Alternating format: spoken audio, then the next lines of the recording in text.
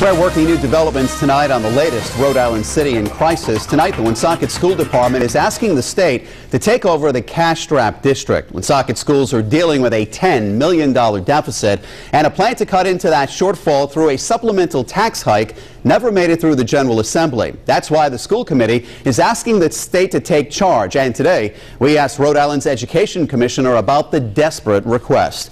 Eyewitness News reporter Andrew Adamson is in the newsroom now with the new details.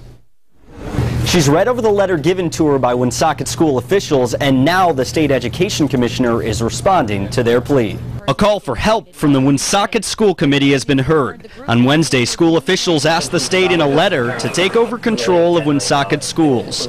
Education Commissioner Deborah Gist says there are factors to consider before the state can act. It's a combination of looking at their taxable wealth in the community, the rate at which the community is taxing, and then we'll also look at how those funds are being used. This isn't the first time something like this has happened. Back in 1991, Central Falls schools were taken over by the state.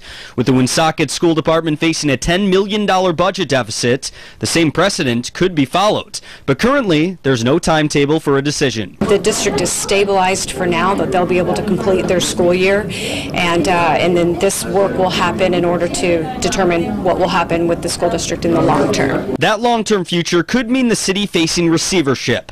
Although Gist doesn't know what will happen with Woonsocket, she'll continue to work on her top priority. To make sure that every child in the state receives an excellent education, and so that's what I'm going to be focused on doing as we are supporting Woonsocket through this crisis. Woonsocket officials say their decision to ask for a takeover was necessary to avoid cuts or layoffs. In the newsroom, Andrew Adamson, Eyewitness News.